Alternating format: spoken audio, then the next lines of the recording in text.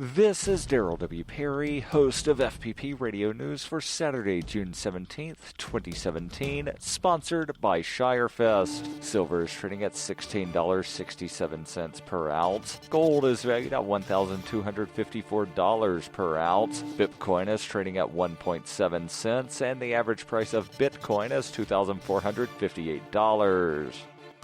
Antiwar.com reports the USS Fitzgerald, an Arleigh Burke-class destroyer, sustained heavy damage when it collided with a Philippines container ship, the ACX Crystal, just south of the Japanese port of Yokosuka. One U.S. soldier was injured and evacuated from the ship, and 7 more crew members are unaccounted for. Details of what happened are still not totally clear, but the Fitzgerald is said to have sustained heavy damage to its starboard side, having sustained some flooding from damage below the waterline, and is slowly en route back to Yokosuka under limited propulsion. The Philippine ship appears to have fared better, as while there hasn't been any official statement, there have been no reports of injuries aboard the ship, nor indeed any serious damage, with Japan's NHK network reporting only some scratches along the ship's bow. The ACX Crystal was actually a fair bit larger than the Fitzgerald, 70 meters longer, and with over triple the displacement weight. The Navy has promised an investigation into the incident and has dispatched a medical ship along with tugboats to the scene.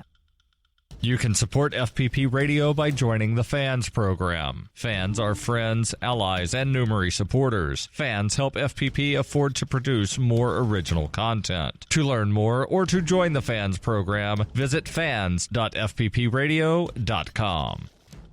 UPI reports the Office of Government Ethics on Friday released nearly 100 pages of President Donald Trump's financial disclosures, but they do not include tax returns. The release of documents follows a promise by the White House last month to provide a picture of the president's assets, debts, and income stemming from his hotel and real estate business empire. 98 pages of documents show various business transactions of the Trump Organization, but it does not reflect any taxes that the president has paid or provide a specific outline of his net worth. The documents were signed on Wednesday. According to those documents, Trump owes about $315 million to lenders and made nearly $300 million in income over the past year. Nearly $20 million was made from his private country club in New Jersey and $37.2 million from the Mar-a-Lago Club in South Florida. The document shows about $11 million from the Miss Universe pageant and $84,000 from a Screen Actors Guild pension. Many of the figures are approximate totals, making it difficult to calculate an exact financial picture of Trump's income. For nearly 40 years, Roberts & Roberts Brokerage has been a trusted source for buying and selling precious metals like gold and silver. They also take Bitcoin for precious metal purchases and have permanently removed the minimum purchase amount for all orders paid in the digital currency. Call Roberts & Roberts today for knowledgeable advice on buying and selling precious metals and a forward-thinking approach to new technologies. 800-874-9760 or visit online at rrbi.co.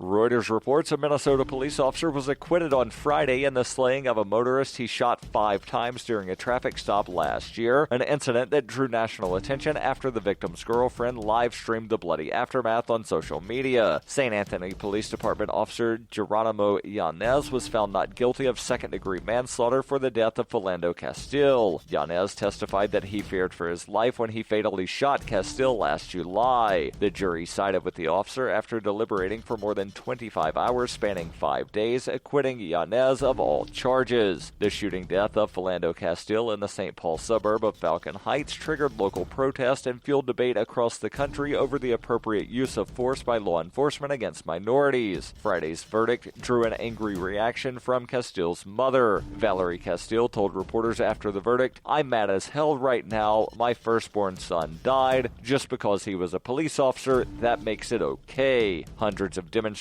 gathered outside the state capitol in St. Paul on Friday evening, and a series of speakers demanded justice for minorities in the American judicial system and stronger accountability measures for police. Many people waved signs and chanted in unison, "Stand up, fight back," and "If we don't get no justice, they don't get no peace." Shortly after the verdict, the city of St. Anthony said Yanez will not be returning to active duty and that they were negotiating a voluntary separation agreement with him.